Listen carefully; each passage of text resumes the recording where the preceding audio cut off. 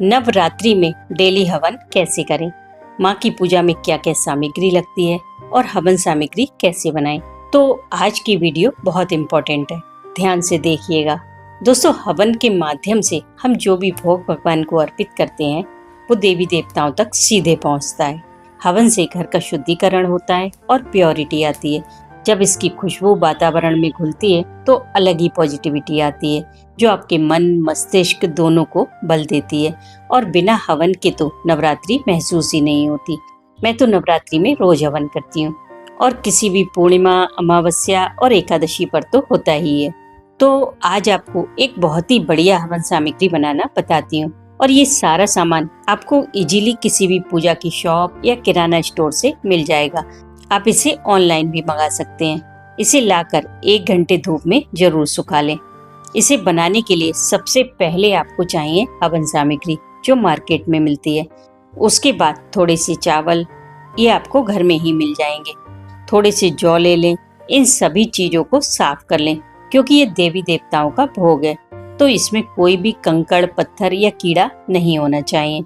अगर आपको जौ ना मिले तो गेहूं भी ले सकते हैं। फिर मिलाएंगे काले तिल। उसके बाद थोड़ी सी पिसी हुई शक्कर या गुड़ मिलाएंगे। मैंने दोनों को ही मिलाकर पीस लिया है। गुड़ की वजह से ये थोड़ा गीला हो गया है, पर कोई बात नहीं। उसके बाद मिलाएंगे इलायची और कपूर। कपूर की मात्रा थोड़ी ज्यादा लेंगे, ये साबुत नहीं डाल सकते, इसलिए इन्हें पीस कर मिलाएंगे। और फिर लेंगे गुग्गल और लोबान, इन्हें भी पीस कर डालेंगे ताकि अच्छे से मिक्स हो जाए। इससे बहुत प्यारी खुशबू आती है, जरूर मिलाएं। और ये है इंद्रजौ, ये भी आपको मार्केट में आसानी से मिल जाते हैं, ऑनलाइन भी मिल जाएंगे। ये नॉर्मल जौ से थोड़े पतले और लंबे होते हैं, ठीक है। अब ध्यान से देखिए, एक आती है सर्व औषधि। ये कई पावरफुल जड़ी बूटियों का पाउडर होता है। इससे बहुत सारी बीमारियां दूर होती हैं। ये भी आपको किसी भी पूजा की शॉप या किराना स्टोर से मिल जाएगी। इसे जरूर मिलाएं। और ये सारी चीजें आपको 10-10, 20-20 रुपए में मिल जाती हैं। फिर इसमें मिलाएंगे 5 तरीके के सूखे मेवे, आपके पास जो भी हो मिला सकते हैं। फिर मिक्स करेंगे गाय का देसी घी।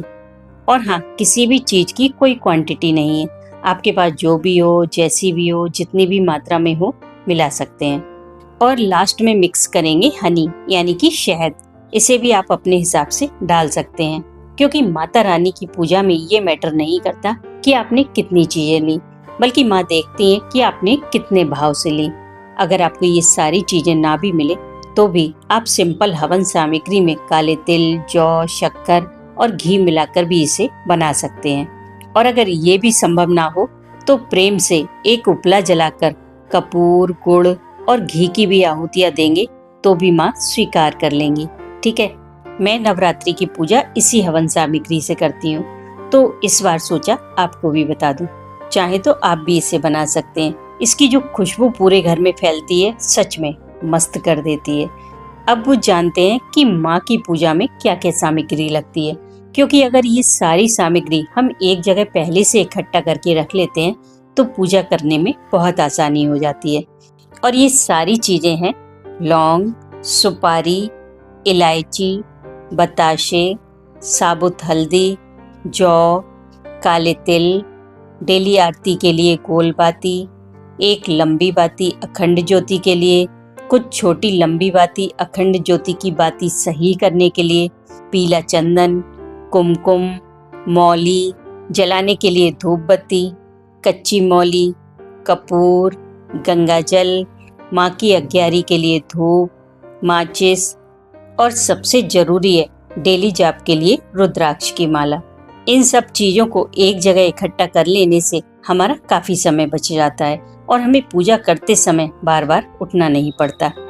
अब जानते हैं कि नवरात्रि में डेली हवन कैसे करें आसान तरीके से। जब आप सुबह पूजा करें तो गैस पर एक छोटा उपला जला लें। उसे एक मिट्टी के बर्तन में रख लें। सबसे पहले उस पर घी डालें, फिर थोड़ा सा कपूर डालकर जला लें। उसके बाद घी में डुबोकर बताशा डालें। फिर घी में डुबोकर लौंग के जोड़े चढ़ाएं, और लौंग के जोड़े उतने ही चढ़ाएं जितने आपके घर में सदस्य हों। उसके बाद जो हवन सामग्री हमने बनाई है उसी से आहुतियां देंगे। और ध्यान रखें, आहुति देते समय इन्हीं 3 उंगलियों का प्रयोग करना है। और इस तरह अग्नि में आहुति देनी है। डेली माँ के अलग अलग स्वरूपों की पूजा की जाती है, जिनके मंत्र भी अलग हैं। उन मंत्रों की वीडियो आपको एक दिन पहले मिल जाएगी। उन्हीं मंत्रों से 5, 11 या 21 आहुतियाँ दे सकते हैं। इस तरह आप माँ की आराधना कर सकते हैं और रोजाना हवन भी, क्योंकि हवन माँ को प्रसन्न करने का एक सरल उपाय है। जय माता दी।